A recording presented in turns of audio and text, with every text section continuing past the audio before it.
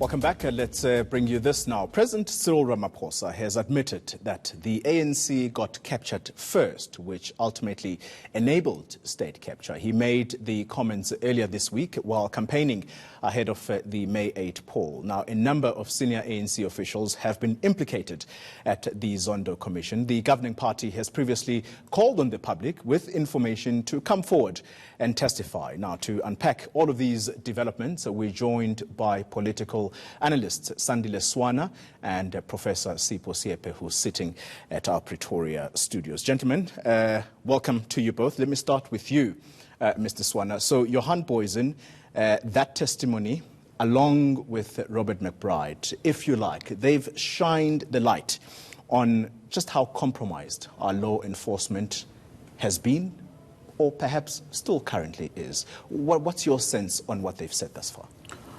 I think that in what they've said so far is to point out something that most of us have believed for some time, that our law enforcement is not doing its job, and there are people who are making sure inside the law enforcement agencies who are making sure, and prosecution, making sure that the cases don't go forward.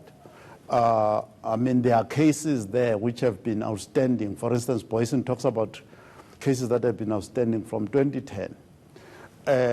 And similarly, when you trace the dates of the things that McBride is talking about and going back, it's been a long, long time. And I just want to quickly add that I think the ruling party, the ANC, has been very lax over a long period of time about professional and independent policing.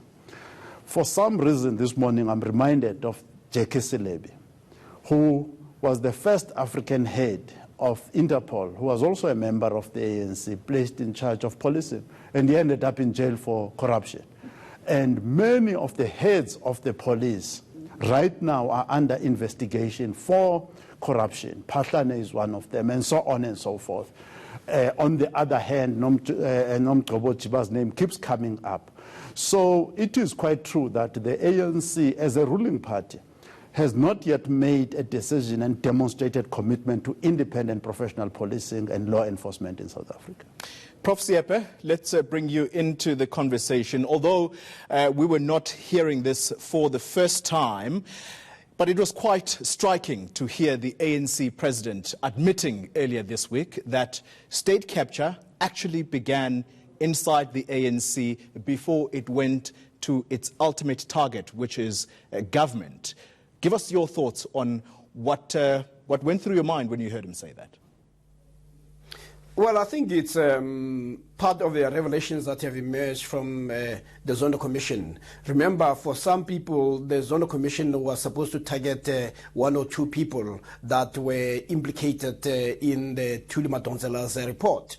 But once we started having reports or revelations by Bosasa, then it became much more clearer that the notion of corruption and state capture started long before even the current, the former president Jacob Zuma, because Bosasa's entry is reported to have been active from 2001, and that's quite a number of years. So by the time we had the so-called 9 wasted years, you already had an entrenched culture within the ANC. So the president of the ANC is correct that to say the ANC was long captured. But most importantly, it is something that we should actually welcome, because what has happened in the Zondo Commission is we see ANC that has been washing its dirty linen.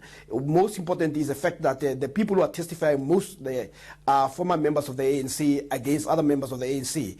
But what has emerged with Robert McBride was the extent to which the law enforcement agencies, the investigating arm as well as the prosecution, was also being captured. Of course, these are still allegations that still have to be proved. So before we jump into conclusion, we could actually say they are indicative postures and behaviors that suggest that all was not well. But it's something that we instinctively knew. But with Robert McBride and Boysen, who himself will soon be implicated by those who might cross-examine him. But what is important is that this provides the society in South Africa to lay bare what went wrong, and so that then we can deal and move forward.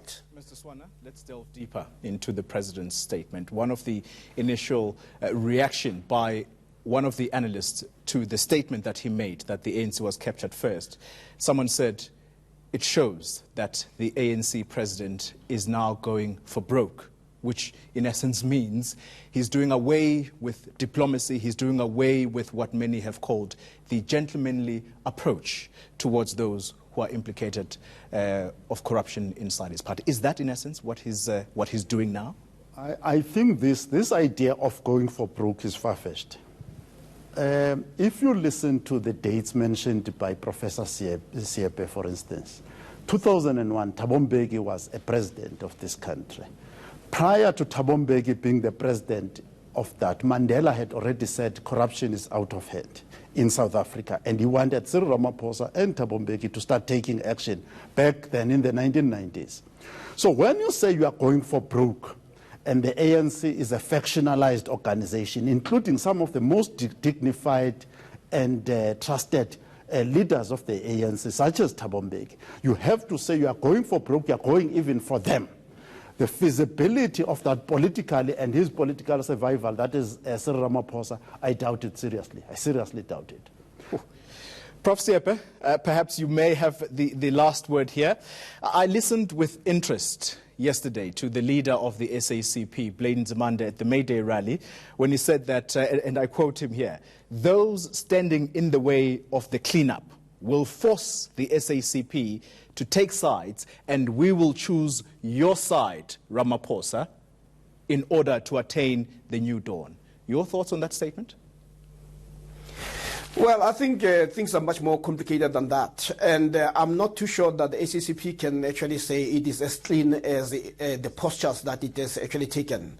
But within politics, there is something called balance of forces. Mr. Swana there has just indicated to you that how difficult it is when your own political survival depends on the support among stakeholders and among provinces. Remember, when you are a leader, you are not a leader of cabinet. You are also you must take the provinces along. You must take the NEC along. You must take the National Working Committee along. But you must also take other people who may actually support you, including business people who may also be implicated. So the notion that you can do it as you please is actually nonsensical. It has never happened in history. What the politicians do, they do take positions, but they also take them in such a way that they don't destroy their own sustainability, political sustainability. So Cyril Ramaphosa is fully aware of that. So his approach has been to have commissions so that he is not seen to be doing the dirty work. Other people can do the dirty work for him and make it much more easier. When it becomes apparent, when you have the reports from the commission, it will be very difficult for him to say, I cannot act. But by then he had already created an environment where people say, Mr. President, what are you waiting for? Things are much more clearer now than they were in the past. So he's been very strategic in the use of the task teams as well as the commissions. But also we should not say he himself has initiated all of them, because the Zondo Commission was not initiated by him. It was initiated by the outcome of a report that Thuli Madonsela put on the table. Okay. Prof. Seepe, thank you very much. I just want final thoughts from you, Mr. Swana. Quite interesting that Mr. Seepe brings this about, that the president has avoided getting his hands dirty, and the work that has actually been done by the commissions of inquiry that are instituted. Is there no evidence thus far that he actually is now showing his hand, that he's willing to get involved in the dirty fight? I think the dirty fight, I concur with the professor here. The issue here is that it is other entities, including non-state entities actually, that have driven even the Zondo Commission itself. So the people like the DA, NGOs and so on, they need to escalate their efforts. And Cyril can do his clean and gentle approach on the back of those efforts. Because inside the ANC, his position is not strong. Thank you very much indeed for your analysis. That's Mr. Swana and, of course, Professor Seepe joining us to analyze as the State Capture Commission of Inquiry resumes today. Still to